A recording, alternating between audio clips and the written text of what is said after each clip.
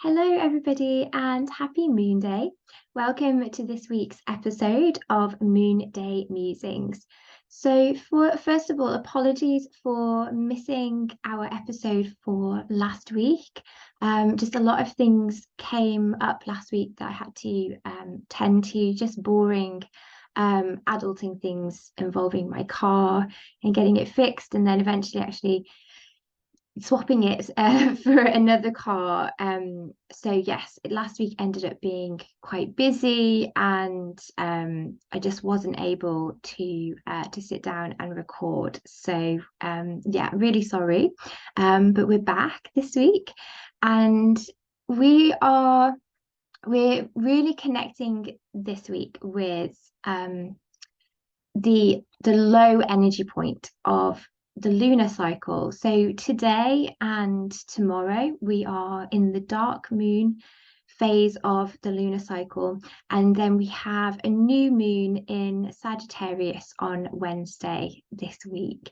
So something that I spent some time doing last night here in my office, in my priestess room, was resetting my altars, and I really love to do this with the dark moon.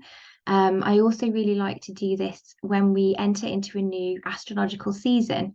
So tomorrow we are entering into Sagittarius season because the sun is going to move into Sagittarius.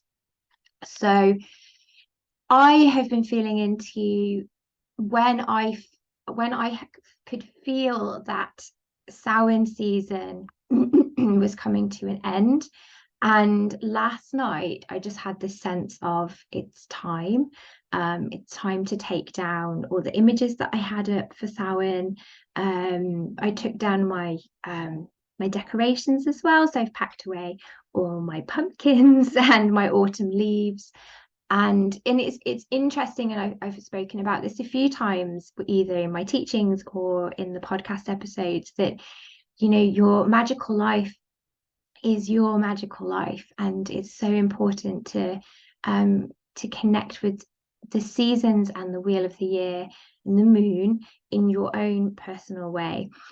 And the other reason that last week was so busy as well was we were doing a lot of work on our family tree, and we had a memorial service for my grandparents over in Birmingham as well.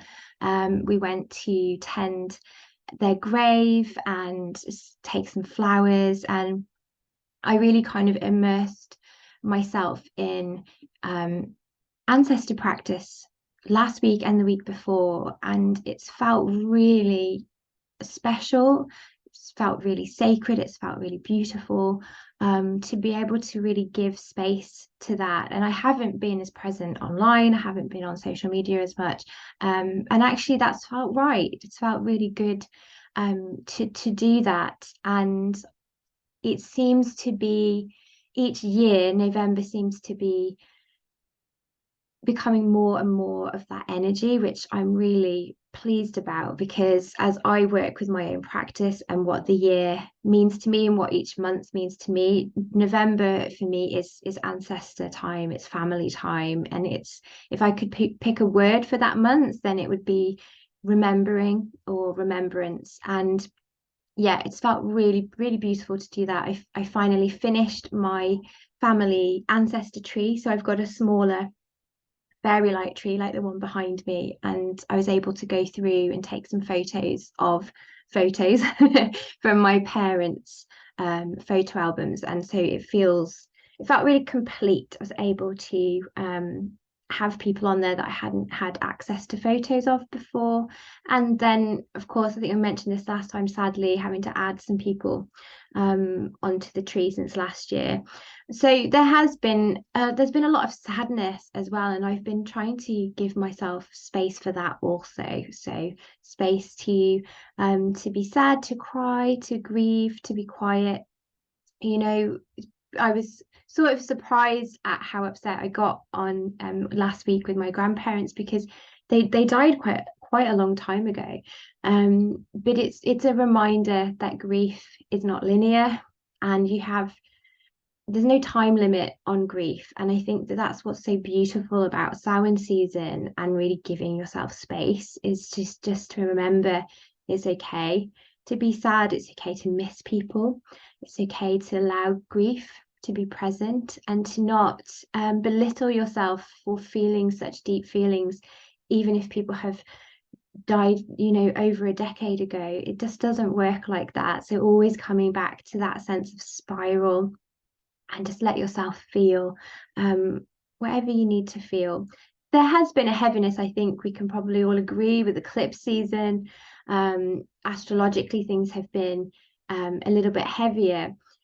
And what's really nice about the Sagittarius new moon is it kind of brings a like a lightness with it. And I always really like the connection between Sagittarius season and then people beginning to bring lights into their homes. So people are already starting to decorate their homes for the festive season. And Sagittarius is like that light in the dark. It's hopeful, it's positive, it's joyful, it's expansive. So for me, my altar is so different to what it was for Scorpio season. Scorpio season, there was lots of darker imagery. I had a lot of crystals like black tourmaline and obsidian and dark colored amethysts.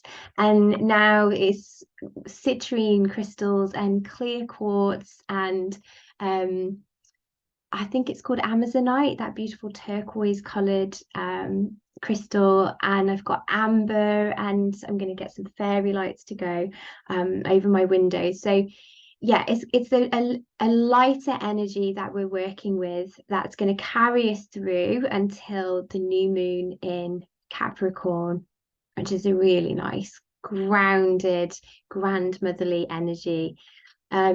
So Sagittarius, in terms of the astrological calendar, it kind of sits between the end of autumn and the start of winter, and that's slightly out from the Celtic seasonal calendar, because obviously with Samhain initiates winter. So the astrological calendar is a little bit different to the wheel of the year. And of course, will be different to you wherever you live as well. So looking at your landscape and how the seasons are presenting themselves, I feel like winter is actually starting now. It does feel like it's been a little bit later to start this year, but there's a crispness, not Christmas. There's a crispness in the air at the moment that wasn't there before. So yeah, it's starting to feel very much like winter. I've chosen a card for this week. There's actually a card that I've chosen for my own altar, but I thought I would share it with you for our guiding inspiration for this week. So it's from my Atoll's deck again, because I'm obsessed. The Wild Wisdom Companion, and the card that I've chosen for this week, because to me this imagery really looks like Sagittarius season, and it's a really nice representation of winter as well. So it's called The Dreaming, and the picture, for those of you listening, it's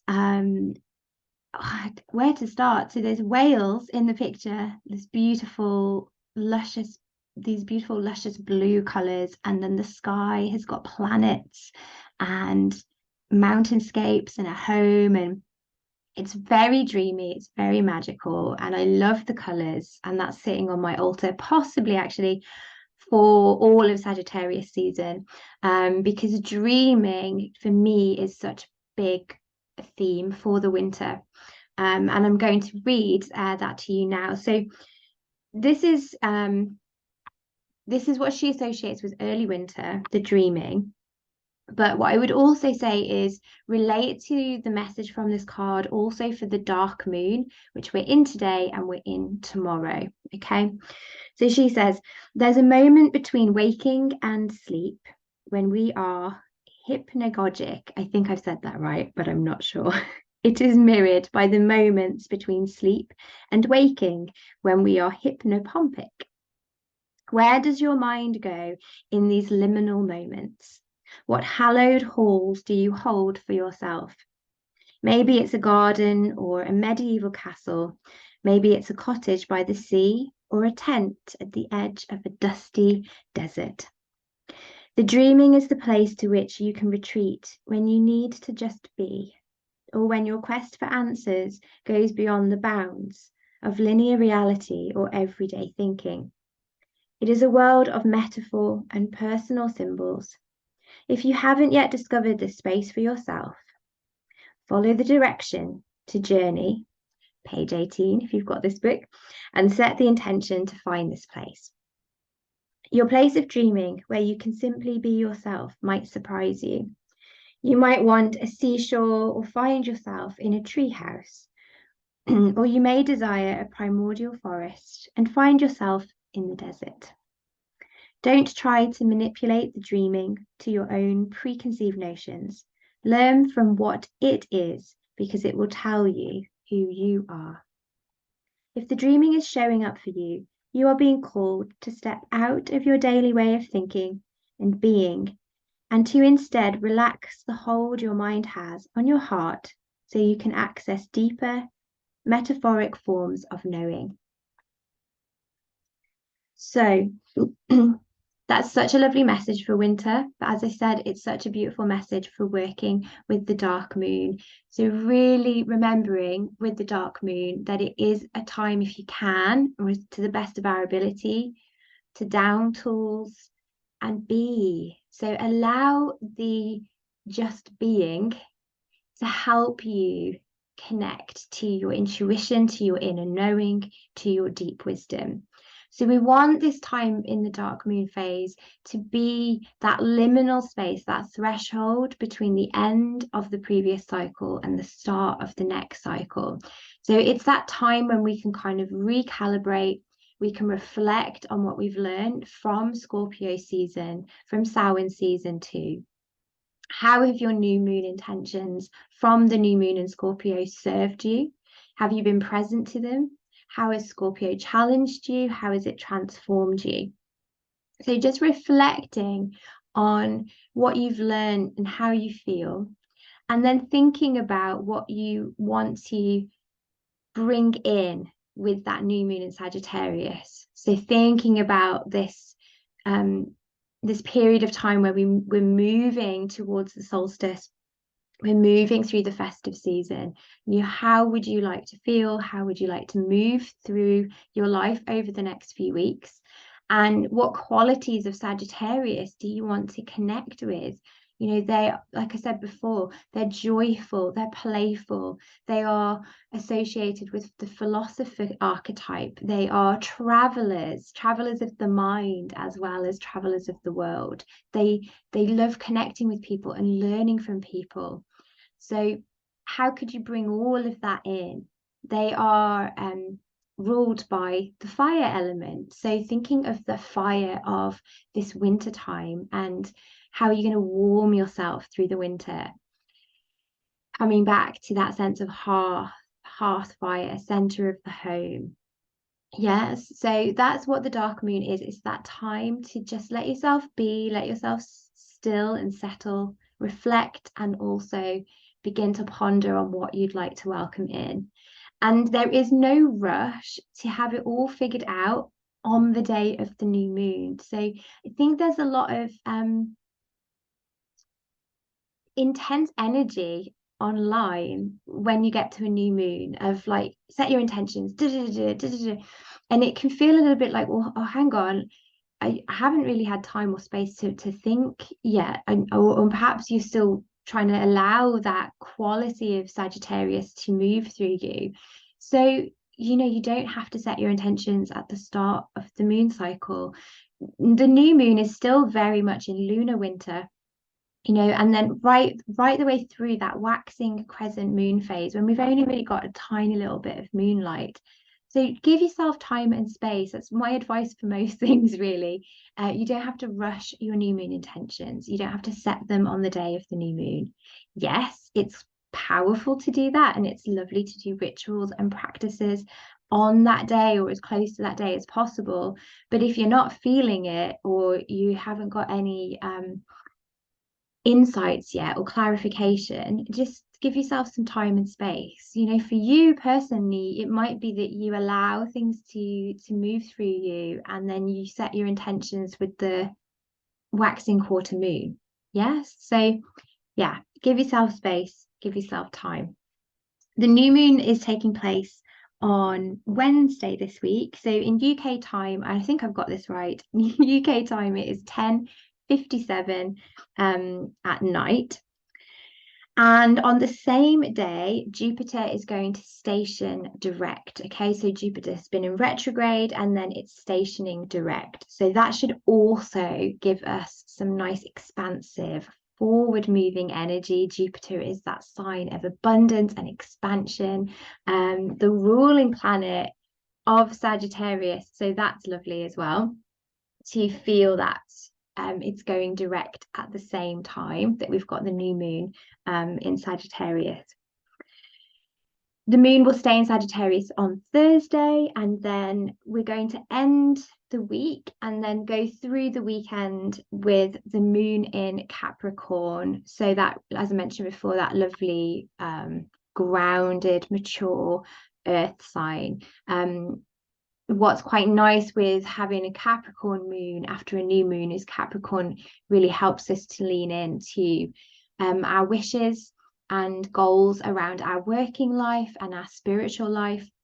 So any kind of insights that you might be getting over the next few days and on the new moon day, Capricorn's going to help you to ground those intentions and actually think about practically manifesting them. So it's a nice time to think about your wishes, to think about your future, to think about dreaming big. So allow your wishes to be as expansive as Jupiter, that planet of abundance, and then use Capricorn to think about practically setting those things into motion. And then that can continue when we get to the new moon in Capricorn as well. So you're using all of that momentum, positivity, wishful thinking of Sagittarius, and then when we get to Capricorn season, we can really dig into all of that and think, okay, how am I going to actually make this happen? What are my goals? What am I dedicated to? So yeah, these two I think just work really beautifully together, actually with Scorpio energy too. So thinking about our desires and our passions. Sagittarius, what are our wishes based on those desires and passions? Capricorn, alchemizing all of that and making it making it practically possible. So yeah, so that's this week then. So starting with the dark moon, so rest, retreat, reflect, try and let yourself be. If you want to engage in those practices that I've done, you know, cleansing, cleaning down your altars, resetting your images. Dark moon's a great time to cleanse your home. I think we've talked about that before. So using sacred smoke, using essential oils. Sorry, I am losing my voice at the moment. Using essential oils to purify your home and allowing yourself to set new positive intention for the next lunar cycle. So next week, we'll be looking at the waxing moon and talking about how to work with that rising lunar energy as we approach the full moon. What did there was one more thing I think I wanted to share with you in terms of what I'm up to. And yes, that's it. Okay. So I have discovered the wonderful world of reading journals. So one of the things for me that's really I associate a lot with the winter season is I really like to give myself more time for reading and more time for really being immersed in story and fantasy. So it's a nice, and again with Sagittarius, it's got that element of sort of traveling with your mind. So it was already in my intention. I've got like a stack of books, things I want to read. But then as I was on, it was either Pinterest or Instagram, I came across these accounts where people were bullet journaling, which I'm already familiar with and I already do.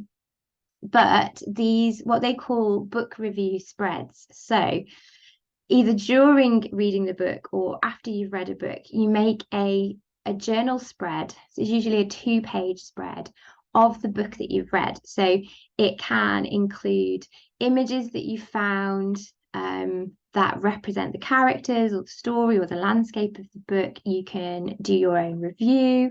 You can write down quotes from the story, any inspirations. Anyway, I was just so inspired by this practice because I do read a lot. It's the one thing that I do try and make a lot of time for. And a lot of the books that I read, I find really inspiring, and particularly from an artistic point of view, they give me a lot of inspiration for my illustrations or my artworks or textile work. But then it is amazing how quickly the book can leave you when you're on to the next one. So I have been thoroughly enjoying this practice. I've started with one. So I've got a new book dedicated for my reading journal, and the first book that I've started doing this for is The Book of Magic by Alice Hoffman. So I've almost finished reading it. This is the sequel to Practical Magic. So yeah, just wonderful to get to spend time with those characters again. So I'll show you, those of you on listening on the podcast, obviously you're welcome to come to YouTube and have a look, but I will also take a picture of this when it's finished to share on social media as well.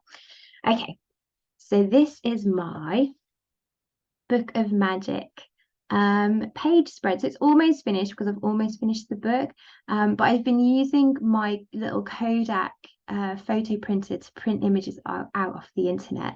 So I actually managed to find a picture of the Practical Magic, the Owens house from the film. But yeah, it's been a lot of fun. I had a lot of new stickers delivered as well. So I've got these delightful witchy potion stickers. I'd found online somebody had created a recipe for the chocolate tipsy cake that features in the book. So I've got that down there, and I would really like to be able to make that over the festive season. You see the Death Watch beetle time ticking away because they're up against the clock in the story. And the book is very much centered around grimoires. So that's one of the reasons I'm enjoying the book so much, because I'm doing a lot of grimoire work at the moment. So that's been really inspiring. So yeah, I wanted to share that with you. It's such a fun practice. It's such a lovely way to connect to the book and then remember the book afterwards. And then I've just started to piece together my next spread for Perfectly Preventable Deaths, which I finished a few weeks ago and just loved the story. So yeah, if that is inspiring to you, might be a nice thing to start over the winter months. I will be sharing these practices in our Sisters of the Moon book club as well, which is a free group on Facebook. You're super welcome to join. I will try and remember to put the link to the Facebook group in the comments below. And then just a couple of other things to share with you before I go. So we, with Sisters of the Moon, we're starting our next round of Women's Circle Facilitator training, and we're starting in January. So I had a little break from running this training just because of just for time, really. It's quite a lot of space to hold, but I adore doing these trainings. But I wanted to make sure that I could give it my full attention. But also I wanted to do a little bit more study and add things into the course that weren't in there before. So January just felt like a really good time, a nice time to offer this training again. And I'd had a few people ask me as well if I was going to be doing it. So we are starting, I think it's the 22nd of January. The course will begin. It's 12 weeks online. So a lot of the course is course notes for you to work through, videos to watch, meditations to practice, and then we are meeting via Zoom for 5 women's circles where we get to come together and look at things in a bit more detail, discuss things with each other, practice some of the meditations, and also ask any questions and share experiences and things like that. So I've kept the price really accessible because I know that things are really tough still. I created the course, I think the year of the pandemic, and kept the price really low, and then it just still feels that is needed because things are really difficult with the cost of living, and I know that people are wanting to add things into what they can offer, and it's really difficult if the trainings are out of reach. So it's 300 US dollars. And there's a payment plan as well. So you can pay three installments of $100 to make it easier.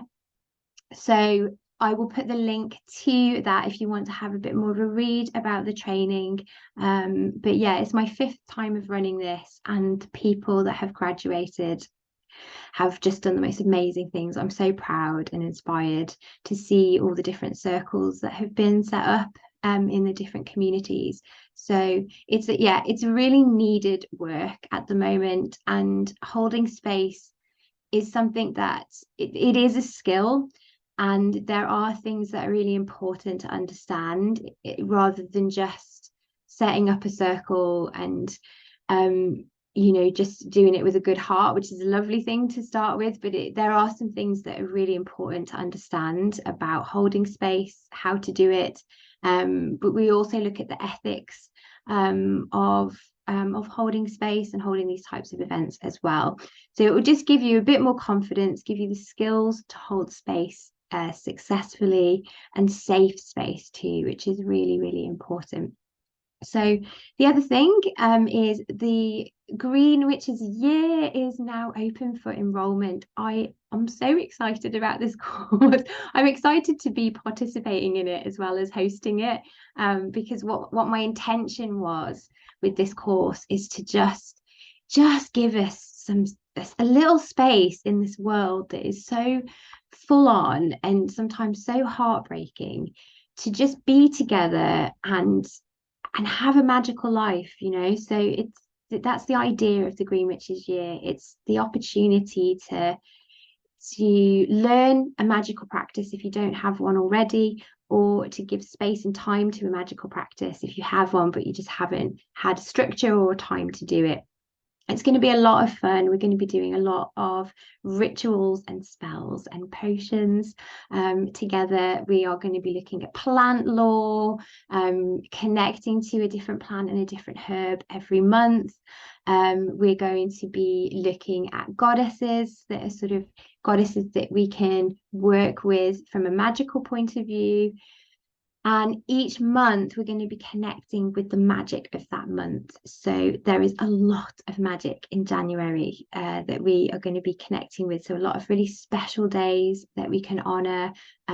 We'll be looking at lunar magic as usual. And then we are meeting up once a month online via Zoom for our Green Witches Coven Circle. And this is where we'll be able to work as a group, to work on our intentions and our spells and our rituals. So yeah, I'm really excited. Each circle I will be asking you to bring something with you. So it might be a herb to drink as a tea together. We might be doing spell candles together. We might be connecting with the elements in a particular way. So yeah, I'm really excited. It's open for enrollment now. You've got the option to pay for the whole year, which is $200. So the year would cost normally $240, but if you pay for it in one payment, you get $40 off. So you get 2 months for free. And then there's also a 12-month payment plan of $20 a month. And again, it's just to make it accessible for people. So yeah, the links to that also will be in the comments if you want to have a little bit more of a read. I've already got a really wonderful group of women that have signed up. So I'm getting very excited, and I've almost finished the workbook for January. So yes, thank you so much for joining me. I really hope you have a nice week this week and are able to give yourself a bit of time to slow down, connect with the dark moon, the new moon in Sagittarius. And also this week is a lot to do with closing down November. So we're going to be moving into a new month next week. So thinking about that too, closing down November. What have you learned? What are your blessings? What do you want to let go of? And what do you want to welcome in to December? Okay, moonbeams, I will see you next Monday. All being well, have a beautiful week. And thank you so much for listening. And thank you so much for watching. If you're watching on YouTube, if you click subscribe, I would be really grateful. It helps you keep up to date with any videos, but it also helps me to build my channel as well. So if you haven't subscribed and you would like to, just hit the subscribe button. And I'll see you next week. Take care, everybody.